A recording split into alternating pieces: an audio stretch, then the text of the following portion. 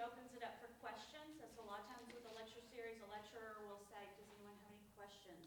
And you see people raise their hand and you ask questions that are on topic and relevant. All right? Okay, Ms. Rebecca. Hi. So I am from Arkansas. I grew up on a chicken farm here in Northwest Arkansas. But I went to college in Texas because my whole family was around here, and the U of A was really too close to all that supervision. So I went to college in Texas, and then I came back and I'm working on a doctorate, actually. So I've got 2 degrees in Texas, and I'm working on a 3rd degree at the University of Arkansas to be Dr. Howard. But all I'll be able to assign are books. I can't write prescriptions. Our principal has a doctorate, and many people think that maybe she is a doctor. Yeah, not that kind of doctor, not a medical doctor. And so I am working, my topic is Arkansas history. My topic specifically is the Civil War. So I talked about the Civil War with that other group.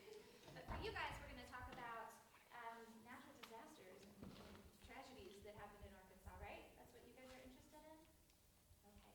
So my tip, as somebody who's been in a lot of lectures, is to, if I feel my mind starting to wander, because, when you sit still for an hour, that happens. I use my notes to write down a question I might have, or to help me focus on what they're saying right now. So I write down a little thing. And that way, my hand is engaged and my brain is engaged. That's a tip from me. You guys figure out what works for you, but you should try that if you feel yourself starting to wander off, okay? All right, now, also, I like to talk a lot. So it is perfectly okay for you to raise your hand and ask a question. And it might take me a minute to kind of get to the end of the sentence and call on you, but please do that. If you have a question, raise your hand and we can address it, especially because we're going to move through some big events that aren't really related to each other, right? The New Madrid earthquake and the flood of 1927, very far apart in history. So we can pause after some of these and answer questions if that's something you're interested in, okay? Okay? Okay, all right. So, we're covering bad things that happened. And New Madrid quake happens before Arkansas is even a state, right? When does Arkansas become a state?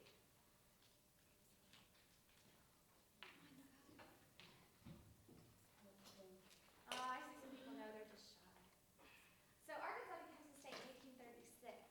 So the New Madrid quakes happen in 1811 and 1812. So long before Arkansas was a state. Okay, so who is living in Arkansas at this time? In this area. So we're over here. We're in this corner of Arkansas. So the quake happens way over here in East Arkansas. Really, we think about 3 miles beneath what is now Blytheville. You ever met anybody from Blytheville? You'll know, because I said Blytheville. Like that. Blytheville. It's a great accent. It's one of my favorite Arkansas accents, is Blytheville. Okay, so that's where the quake occurred. And who's living out here? First of all, not very many people are living out in this part of the world. Not just in Arkansas, but we've got Missouri, Illinois, Kentucky, and Tennessee. This whole area, the reason we call it the New Madrid quake, even though the epicenter was down here under Blytheville, is because New Madrid was one of the only towns of any size that existed. It was definitely one of the only white settlements. So we have some white settlement around this part of the world, and there's a lot of Native American settlements still in this part of the world. So this side on the side of the Mississippi River has only been a part of the United States for less than a decade, right? Louisiana Purchase happened in 1803, 1804. So not a lot of Americans moved out there, not a lot of white Americans were out there, Native Americans were out there. So our records from this quake aren't very good. It's the stories that people told, just that handful of people that were out there. We don't know the death toll. It was probably a lot. But we do have some stories. So let's go through the facts. Okay, this term, frontier exchange economy, this is the economy that was operating in this part of the world when the quake happened. It's this interaction between white settlers and Native Americans. And what the frontier exchange economy is that they're all interacting with one another and they need each other. So when white settlers and Native Americans first meet, do Native Americans need anything from the white settlers?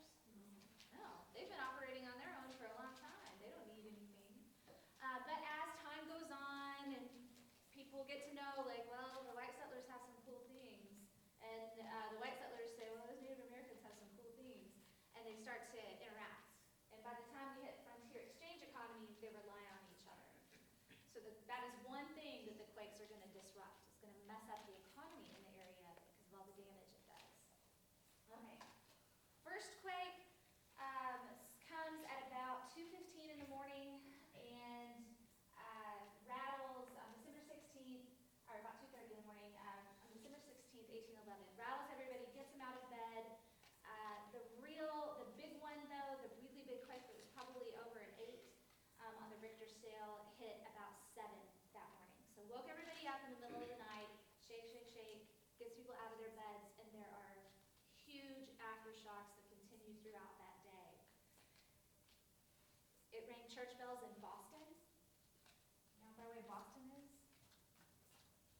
Way, way far away. Charleston, which is all the way over on the East Coast, it cracked pavement in Charleston. This quake was huge and very, very damaging. Here's a quote from someone there. The screams of the affrighted inhabitants running to and fro, not knowing where to go or what to do, the cries of the fowls and the beasts of every species, the cracking of trees falling from the scene truly horrible. In some parts of the Mississippi River, so we've got this big river that runs through this region, it lifted up the land. It caused the river to flow backwards. It blocked, so the Mississippi River is real wiggly through here, and so it would block off channels and cause floods. Some land sunk, some land got pushed up. It's really, really frightening. Some towns, little villages, completely disappeared. They didn't even, the land looked so different, they weren't even sure where the villages had been. Just swallowed up people. The reason it did this, the reason it did so much damage is because this is a region that is filled with a lot of sediment. So think about our Ozark Mountains. You can see it driving along 412, right? There's a lot of rock real close to the ground. There's, in fact, anybody ever tried to dig a garden out here? My least favorite job when I was a kid. I don't know how every year we could fill up a bucket of rocks from the same garden. Because that's what it is, right? So we have bedrock that's really close. Out here, it's a lot of dirt. That's why we can grow really great, and lots of it, really great food out there, is because the soil is very deep. And the Mississippi River has deposited sand and dirt and rocks and loose stuff for thousands of years. But it's like a bowl full of jello in that sense. And you start shaking it from underneath and the whole thing just rattles and cracks. So that's why it does so much damage there. And the fault lines that are coming together are just so big that it rocks the whole region. So let's look at some of the, this is a map. It's an old map. It wasn't made to be put on a screen. But this shows some of the sunken lands and some land that was lifted up. What also was going on, you guys know what these lines are? Coordinates, they're survey lines. And surveyors set the coordinates for different things that they find. So one of the first steps that we did when we got the Louisiana Purchase is we started surveying the land so that new settlers could move in. Well, the earthquake messed all of that up. So a surveyor goes out and he's like, okay, well, this tree, I'm going to write down on my thing, this is that tree, it's right there, I'm going to describe the tree a little bit, I'm going to put a marker on it, I'm going to use that tree to measure everything else. So the quake destroyed all of that. So this actually delays settlement in this region, the earthquake does, because they don't know where anything is anymore. People had land claims out there, they can't even find them because the land looks so different. Some areas dropped and were flooded, other areas were lifted up. Other areas get covered with sand geysers, like sand would shoot out of the ground and cover a whole plot of land. This quake, when you read the stories about it, was frightening, just how much damage it did. They felt aftershocks for a full year, and then it continued to have smaller aftershocks until 1816. There were people that were writing, the earth just shook for 2 years. So if you lived there, what would you think?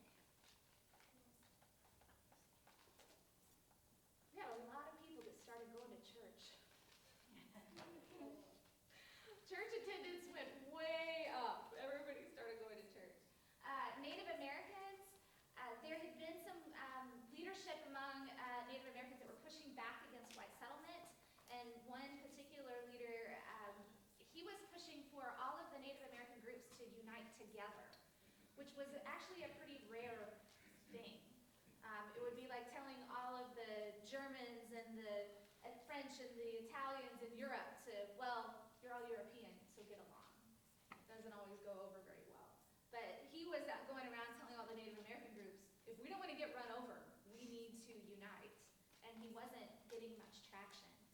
And then the New Madrid quake happened, and people thought, okay, maybe we should have listened to him. And so it actually helps this pan-Native American group or movement get going. They weren't successful ultimately, but it was something that influenced all of that. So let's see, did I cover everything here? Native interpretation, Missouri American. This messes up the border between Arkansas and Missouri too. Missouri was trying to cut off Arkansas as a territory, as part of its territory, and become its own state. And so it messed up the survey lines between the two states. They had to go back out. The Cherokee had settled here. So the Cherokees start out in Tennessee and Georgia, and then they get pushed further west. They ended up with some of this land here, and they say no. And they continue to move further west. They end up actually, some of the Cherokee end up right around here for a little while before they eventually end up in in Oklahoma, because they got displaced initially because of the quake. What other stuff? War of 1812 veterans so if you fought before the Civil War, if you fought for the United States as a soldier, you got a land grant, you got free land out of the deal. And some of the War of 1812 soldiers had been given land here in the New Madrid quake zone, and they get out to it and they say, no. Or it's under a lake now, or it's covered with sand now, or it's too damaged, or it's still shaking and I don't want to stay here. So that ends up pushing some of those War of 1812 veterans further into Arkansas too. So that's what I've got on the New Madrid quake. Any questions? Okay. Flood of 27. You guys have heard of this one too, right? Okay, this is the one I think that a lot of people are probably more interested in. Okay, so let's set the stage for the flood of 1927. 1920s, what are the 1920s known for? Roaring 20s, the economy is good, people are happy, we won World War I, everything's great. Now, Arkansas, let's be real. We're a poor state. We weren't really roaring that much, especially in the agricultural regions of the state. Cotton prices had gone up during World War I, which was good for western Arkansas, or for the Delta, for eastern Arkansas, eastern and southeastern Arkansas, where they grow a lot of cotton. But then in the 20s, they started to go back down again. But one thing has changed in the economy in the 1920s, and that's that Americans get a lot more okay with borrowing money from banks to pay, they'll buy things on credit and pay them off later. It's actually a really big change for the American economy.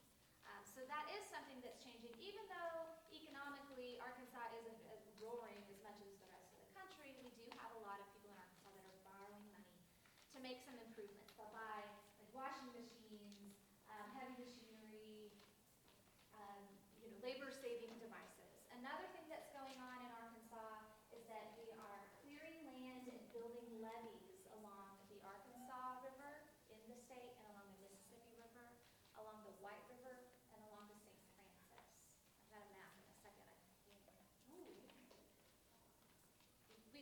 We might jump on the internet and look at a map so we can look at some of those. So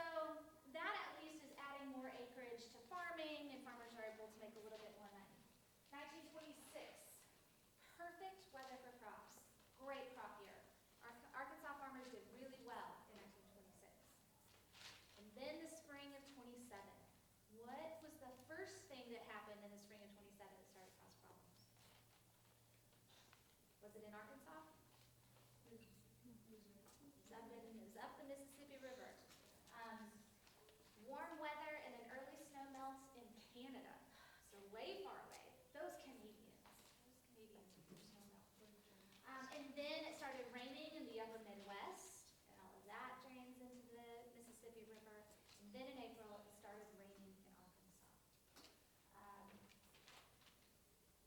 The parts of Arkansas would get 4 or 5 inches of rain in a day, and then do that for a couple of days in a row. So the Mississippi River is full, and then the upper Midwest, it starts to rain and it drains into the Mississippi River. We are the second state away from the Gulf, right? We got Louisiana, but then it's us. And so the river, when it hits the Gulf, that's where it's supposed to drain. And when things are going right, it drains, and the Gulf fills up, and it spreads into the Caribbean, and all that water moves around. If the water's coming too fast out of the Mississippi River, the Gulf almost acts as a stopper. The Gulf can't take any more water, and so the Mississippi River starts to run up against it. And then it starts to back up, and then it starts to get wider and wider and flood. And what we have been doing for a few generations with the Mississippi River is we've been building levees along the sides of it, right?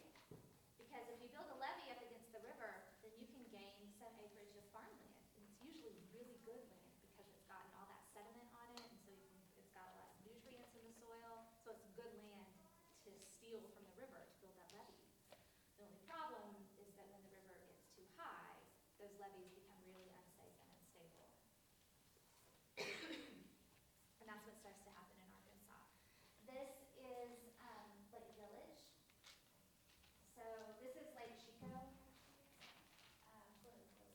And you can picture on the screen, it's better on the computer, so when you guys look at the PowerPoint later, you can see it. This is all flooded.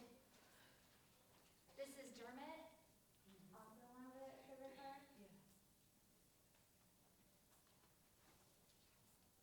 And this is, this might be Arkansas City. No, that one's Arkansas City. Okay, so Arkansas is the hardest hit state. The flood covers 6,600 square miles of land. 350,000 people are displaced. 2 million acres underwater. 36 out of 75 counties in Arkansas are flooded. Every levee failed. From the mouth of the Arkansas River on the Mississippi to Fort Smith. How far away from us is Fort Smith? Not too far. How far away is the Mississippi River? Really far. So it flooded all the way. Some places are underwater, under 30 feet of water. It just depends on where you're at. And it lasted into September. So this started in April, and things are underwater until September. Were they able to plant any crops in 1927? Nope. Not in most of the state. In some places, so that you've got the levees. This next one has, okay, yeah, this is Arkansas City. This is a levee. So this is land that was built up. You don't really actually know a whole lot about levees being from up here, do we? So they build a levee. It's a pile of dirt that goes along the river to hold the water back. So it's a high spot. It's the highest point. Water on one side and what's supposed to be dry land on the other. So when the levees can fail in two ways, they can get overtopped, meaning the water just goes over them, or the water is rushing and it'll rub up against maybe the inside of a corner and it'll wash away and break. What that means is that it doesn't necessarily have to be raining for your town to flood. The levee just has to fail. And that's what happens in a lot of cities in Arkansas. Maybe they're 10 miles from the river, and it's a sunny day, hasn't been raining. The river's not so high, there's no wave coming down the Mississippi River. The levee fails, and within a few hours, these towns are full of water. Feet of water. There were, Why did you say it doesn't have to be rainy to have them fall apart? I thought it had to do just with a lot of water. Right. Now, what's another reason why? for the levee to fail. Yes. So it'll I either. didn't hear it, I'm sorry. Oh, that's okay. I'm just. No.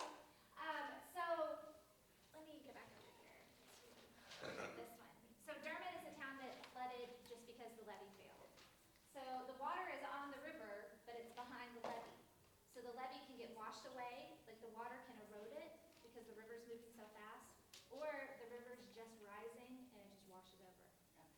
And once the water goes down, the levee's gone because it got washed away with that overtopping. So Dermot is a town where they actually, this is, the 1920s, people had cars, but people also still were using horses and mules and wagons. In Dermot, the water rose so fast that people couldn't get their horses unhitched and their horses drowned because they were still tied to the wagons. And that was in a lot of towns that happened. The water just goes up and up. So I have some video footage from the town of Clarendon, Arkansas, from this flood. Now, this is a video from the 1920s. It's really cool because very few people have video equipment. But to us that are really spoiled by having really high quality video, it's gonna look kind of grainy, okay? You ready? You gotta be patient with it. What's interesting about it is they're gonna rescue the operator, the telephone operator. So back in the 1920s, telephones were really new, and you had an actual telephone line that went to your house. And in Clarendon, the county courthouse was where the telephone operator was, and she would take the line from your house and move it and plug it into another line so that you could talk to somebody. So it was a job to connect. It was an actual person that connected phone lines. So why in a flood, when the water is going up fast, why would that person be important? Telephone operator. Help, help! My house is flooding, I'm stuck. You need her to answer, right? Yeah. She is the linchpin of the rescue operation. So we're gonna see her. They're gonna rescue her. She stayed in the courthouse even though the water's going up. So I showed this to some students, and I've had a student from Clarendon, and they were skeptical until they saw the courthouse. She goes, "Whoa, that's the courthouse." Like, I told you it was the courthouse. So I know I've never been to Clarendon, so I know it's genuine. Now, the voice to this was added later because they didn't have sound for the video when they did it originally in 1927. And you can tell that they were recording from a boat. So we're going to be patient. He sounds a little cheesy, and then we get some old music on there. And then I'll stop it when we get to see the telephone operator because she is very nice. She has very 1920s hair and everything. In Clarendon, you can see how deep it was, and what little shallow boats, and they were still removing people from the rooftops, the refugees. Stuttgart being on a high mound as it is, a lot of refugees came from Clarendon, DeWitt, Gillette, Tichenor, Arkansas City and all that. That was all flooded down in there. It's got a good accent, too. People's Bank.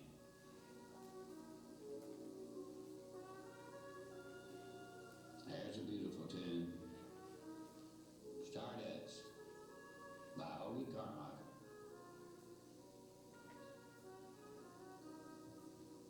So look at the buildings and look how high the water comes up. It comes up kind of weird. The telephone operator liked all people. She was the last to leave her post during this flood. We'll see her a little later on in the pictures. This is their downtown, and they're paddling boats through Of course, downtown. like a lot of small towns, they only have one, back in those days, they only had one telephone operator during the day and one at night. Of course, the flood come, and this lady stayed with the switchboard until it was pretty well all over with and everybody was accounted for.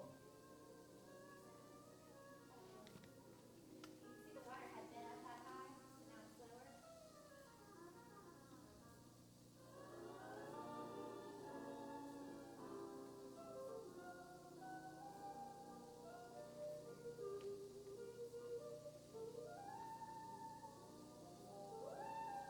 A lot of folks on the porch up above there. You can see where the water had gone down, looks like about 4 or 5 feet off of these houses. Some people just lived on the second story of their house. Now, they weren't as used to electricity and air I think conditioning this as is we the are. courthouse. So they could handle it. We're still getting people out of the courthouse, see them come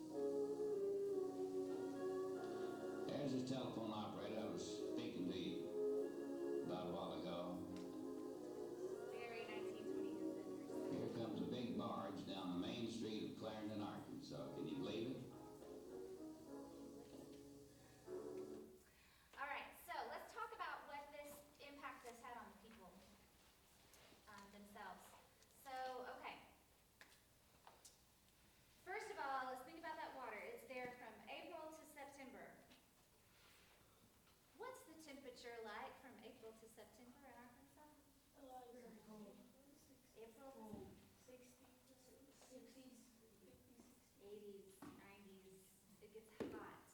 Okay, so you have that, you have, it's washed over all the land, you've got dead animals in the water.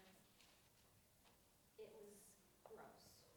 It was really disgusting. So the water wasn't safe, the smell was awful, and then you have all of these people. What are you gonna do with them? It's a refugee crisis, we call it in our modern terminology. So the Red Cross comes out. Now this is the 1920s. The federal government doesn't have FEMA, it doesn't have emergency management systems in place. In fact, there are people that we're still debating in the United States whether or not the federal government should even do that, if that's a job the federal government should have. So there are tons and tons of people that are left without homes. So this I mentioned was a levee. Can you see the tents on the levee? Oops, oh, that's a smart one. Sweet. So you've got the tents on the levee. That's where people live. All right.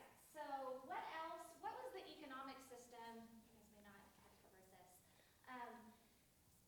How did they run the big farms down there in the Delta in Arkansas? Was it just one guy who's a small farmer? No, we still had sharecropping and tenant farming in Arkansas. So a sharecropper was somebody who worked the land for a share of the crop at the end of the season. So they didn't own the land, they weren't tied to the land. They could technically leave, but that usually didn't happen. So all of these big landowners, they need their sharecroppers, right? Because they can't do all of this by themselves. But we have an entire growing season where none of these people, none of the sharecroppers can work. What are they worried about? I don't feed my babies. I don't feed my family. So they're sitting there in these tents on the levee, and they're thinking, I gotta get another job. I gotta get out of here. But the landowners, the big wealthy guys, are saying, what am I gonna do next season if all of these people are gone? So this is one of the big things that the flood of 27 exposed, because those big landowners were white, and the sharecroppers and tenant farmers were mostly African American. And so it gets to be, there's some racial overtones to it, and these big landowners, they say, no, we don't want our laborers to leave. Red Cross that's helping out, don't let our laborers leave. And so these tent cities are actually guarded by men with weapons. And this makes Arkansas look really, really bad, because all of this gets out into the news, that these landowners are forcing their sharecroppers to stay in these tent cities on the levees. Where do you think the big landowners are? They're in Little Rock. They're away from the flood. They are in safer places. So this is one thing that the flood kind of exposes, is that we have a very unfair labor system in Arkansas. So let me make sure I covered everything. The Red Cross set up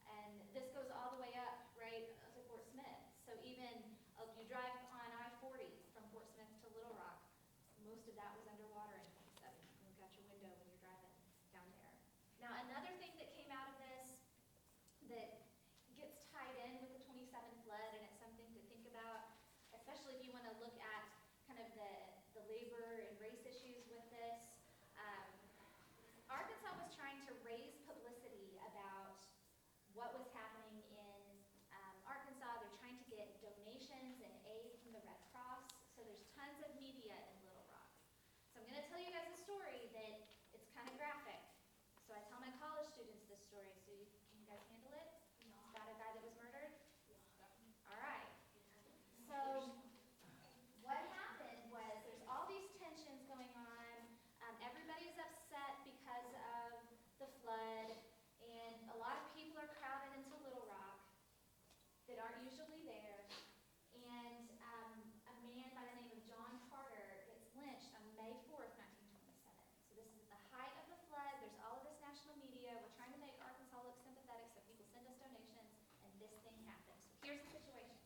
A little girl by the name of Floella McDonald was found strangled in the bell tower of a church. And the people thought that the black janitor had killed the little girl. Now the police know what happens in Arkansas when a black man is accused of killing a little white girl. And so he sneaks him out of town. He sends them to Texarkana before a mob can come up and try to kill him. But the next day, or 2 days later, John Carter was alleged of assaulting a white woman. We don't know what happened, but just he attacked her or something. And the mob was already ready to go because they'd already been fired up about little Floella McDonald's death. So they go out into the countryside and they catch John Carter. They kill him in the countryside. They drag his body behind a car into Little Rock. They drive him through the black part of Little Rock, black business district there in Little Rock, and they hang him and set his body on fire in the middle of the black part of town. And for 2 or 3 days, about 5,000 white people riot in Little Rock over this. So on top of the flood, this is a part of it that when you look at the newspaper reports and look at the records of people who were there, these two things get put together. So that's why I'm talking about them together. Because it kind of shows Arkansas, it shows a really bad side of Arkansas. So the national media is all over this. They talk about this riot happening. They talk about this guy that was killed without a trial. And then they say, and Arkansas needs money. There's this flood happening and it's terrible, but are they worth giving money to? We want to send our money down here to these people. So it was a really bad PR problem for Arkansas that this happened. So, and sad, just in and of itself, pretty frightening things happen, especially if you're African American. Lynched. It's a term for killing someone without trial. And it usually implies that they were hanged, but it can be anything to kill someone without trial is a lynching. Rebecca's question about 10 minutes Oh, left. yeah, I went to. And we want to open it up for a few questions. But you've been asking along the way, haven't you? Yeah. Any questions about the 27th flood? I think I need to talk about the Depression a little bit too, right? 27th flood? Are you good on 27th flood? Okay. So right after the flood, we get the crash. I haven't done this presentation before, guys. I apologize. I went a little too much on here. So stock market crash 2 years later. So any prosperity that Arkansas had after the 27th flood is washed out. So let's talk about this labor issue because that's the issue that's going to affect Arkansas the most. We have sharecropping, we have large farms owned by white landowners, and then we've got all of these sharecroppers. Now some sharecroppers were white, most of them were black. So in 27, the landowners wanted the sharecroppers to stay, right? Yes. In fact, they did really mean and creepy things to try to get them to stay. During the Great Depression, though, that's going to change, and it's going to have a big effect on things. I'll come back to the drought. We'll talk about the Dust Bowl in a second. So Arkansas, the biggest thing that we had to deal with because of the Depression is agriculture. There are tons of other programs during the Great Depression, right? They call it alphabet soup. But in Arkansas, it's all about agriculture. So the biggest program that comes to Arkansas is the AAA. It's the Agricultural Adjustment Act. And it does a couple of things. It addresses, first of all, the problem that Arkansas is growing too much cotton. Cotton prices are low because there's so much cotton out there. So they need our people in Arkansas to stop growing cotton and to diversify to grow other crops. So the federal government comes in and says, I'm going to pay you not to grow cotton. I'm going to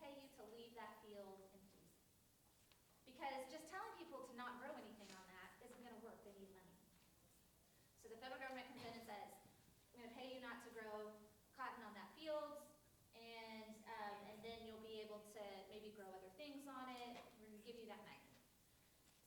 When they passed that legislation, they were thinking that landowners would use that money to pay their sharecroppers. Because another problem in the Great Depression is that people don't have jobs, right?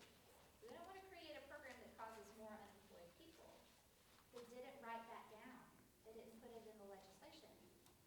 So when the landowners get that check, they say, bye sharecroppers, you gotta go.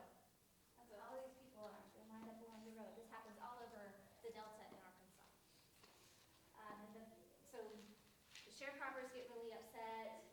They try to create a union to help out. The union is called the Southern Tenant Farmers Union. And you can look that up, Southern Tenant Farmers Union. Now, nowadays in our world where we abbreviate things, STFU abbreviates to something not very nice. Southern Tenant Farmers Union. I didn't put it up here because people always giggle. When you can Google Southern Tenant Farmers Union, don't Google STFU, okay? You got it? It's one of those things that I saw it and I was like, oh, I shouldn't do that anymore. That's a new one. So this is an issue in Arkansas. We've got all of these sharecroppers that get evicted because of the Agricultural Adjustment Act. On the positive side of things, we finally diversify in Arkansas. We don't just grow cotton during the Depression. And eventually those people that were sharecroppers end up in better jobs, but it was rough going before that. The other big program for Arkansas is the Civilian Conservation Corps. If you want to talk about the Depression, this program, there's a lot of stuff that you can find to research about the CCC in Arkansas, and it was a really great program. Have any of you been to Devil's Den State Park? Okay. The Devil's Den was built by the Civilian Conservation Corps, Mount Nebo, Lake Weddington, Petty Jean, Blanchard Springs, Lake Catherine, Lake Leatherwood outside of Eureka. So what this program was, you got a lot of people that don't have jobs, especially young men. So think about, for you guys, what you plan your future to be, what you think you're going to do when you go to high school and then when you graduate. Well, for these guys, the Depression hit when they were about your age. And by the time they were 18, they didn't even know. There weren't any options for them. And a lot of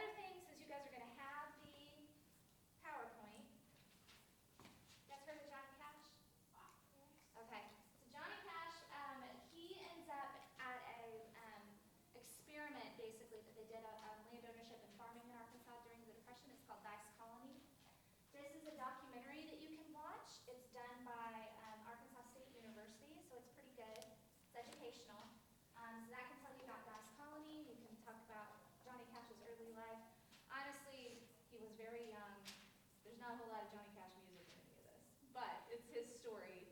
And it's kind of neat to see how they did this column. So you can watch that. Anything else on that? Okay, let's go back to the drought. Any questions about the depression? Oh, we didn't do the depression. I'm sorry? We didn't do it. Yeah, we did. That was the Agricultural Adjustment Act and the CCC. Those are depression programs. Okay. I'm sorry. I put too much on here. So we have the crash, the depression. Let's talk about the drought briefly, 30-31.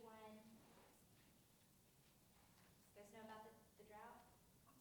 We go from the flood in 27 to no rain in 30-31.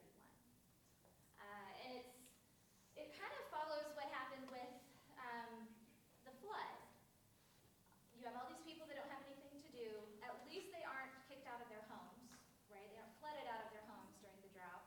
But again, we have a year with no crops. You plant the crops and they just die, or they don't even germinate, they don't even grow.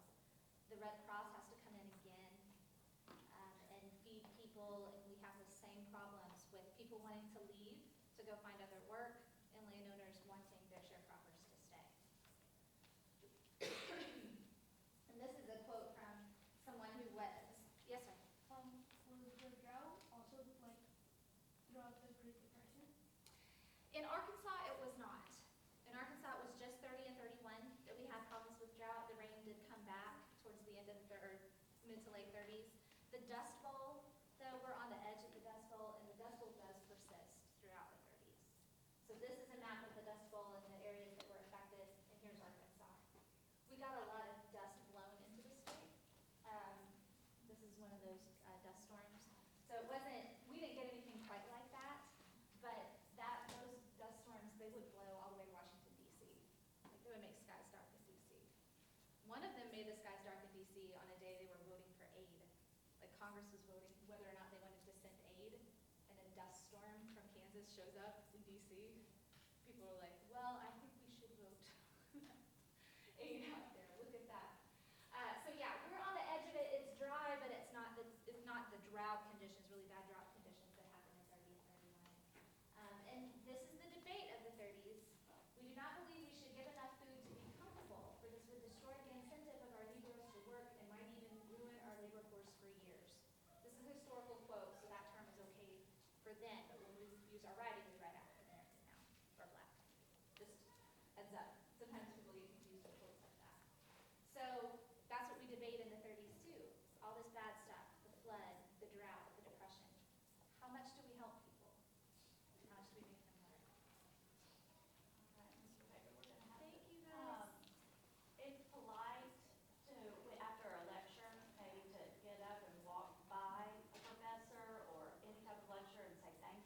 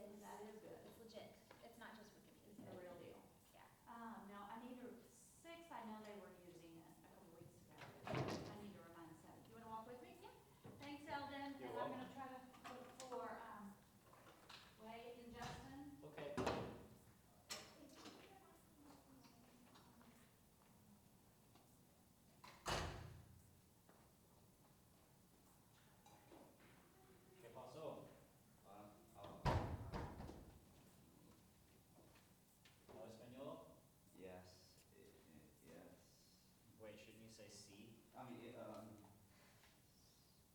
is that camera there because there's a guest speaker in here? There was a guest speaker in here. However, there is not currently a guest speaker in here, unless you would like to speak to the class today. You know what?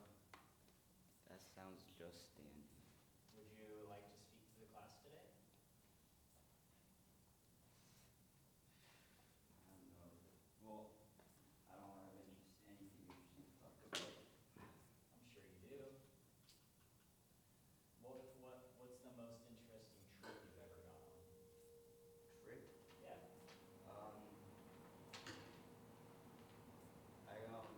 I took some pills. Like some person told me they're like an Advil PM. That's not what I'm talking about. Oh, sorry.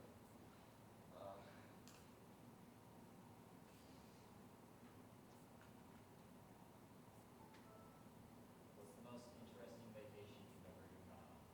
Interesting vacation. C. Uh, Where have you traveled?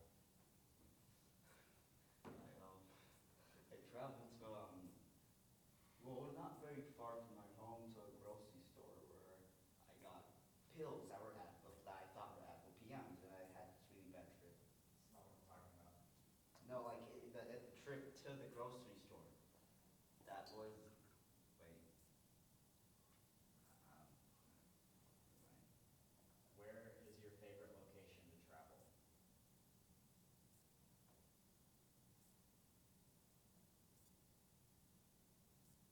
I don't know. I don't really like to travel out and like 2 inches away from my house.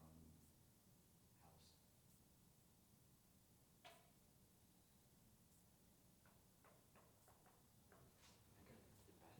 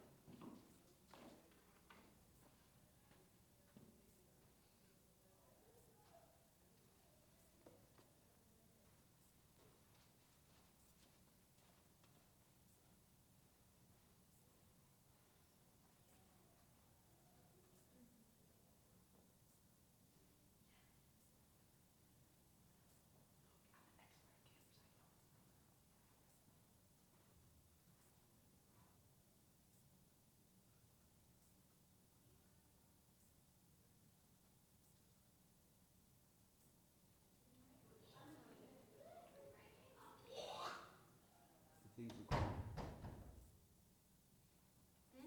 This thing's recording. The entire time I've been talking about drugs, and I didn't know it was recording. Yep.